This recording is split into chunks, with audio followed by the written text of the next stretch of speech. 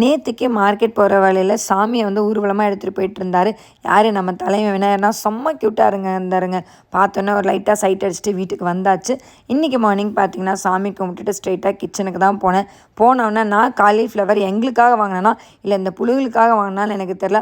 அவ்வளோ புழு இருந்தானுங்க. அதெல்லாம் தனியாக எடுத்து கட் பண்ணி வச்சுட்டு, இந்தாங்கடா நீங்கள் கொஞ்சம் சாப்பிடுங்கடா என்ஜாய் அப்படின்னு அவனுங்களுக்கு கொடுத்துட்டு நான் எங்களுக்கு கொஞ்சம் எடுக்க ஆரம்பிச்சிட்டேன். அப்போ தான் கதிர் என்ட்ரி கொடுத்தான். எங்கள் அண்ணா அப்போவே சொன்னார், இந்த குட்டி பூண்டை எடுக்காதீங்க, தொளிக்க முடியாது. கேட்டிங்களா அப்படின்னா நான் சொன்னேன், டே என் வாயை வாடகை கிடக்காத கம்முன்னு போயிரு, நிஜமாலுமே என்னால் தொளிக்க முடியாமல் முடிச்சுட்டு முக்கிட்டு இருக்கேன்டா அப்படின்னு சொல்லி நான் சொன்னேன். சரின்னு சொல்லிட்டு கம்முன்னு இருந்துட்டான். அதுக்கப்புறம் கீரை எடுத்து வைக்கிறேன். எங்கள் அண்ணா அப்போயே சொல்லிச்சு, கீரை எடுக்காதீங்க, இந்த மலைக்கு ஃபுல்லாக மண்ணாக இருக்கும், உங்களால் க்ளீன் பண்ண முடியாது, அது காலையில் வாய்ப்பே இல்லை. கேட்டிங்களா? எங்கள் அண்ணன் சொன்னால் கேட்டிருக்கணும். அவன் சொன்னதும் கரெக்டு தாங்க. கீரையில் பார்த்தீங்கன்னா அத்தனை மண், வண்டியாக லோடாக இருந்தது. எவ்வளோடா இவ்வளோ மண் அப்படின்ற மாதிரி இருந்தது எனக்கு. ஒரு வேளை அந்த கதிர்கிட்ட தப்பிச்சு சமையல் செஞ்சு முடிக்கிறதுக்குள்ளே எனக்கு போதும் ஆயிடுச்சுடா சாமி.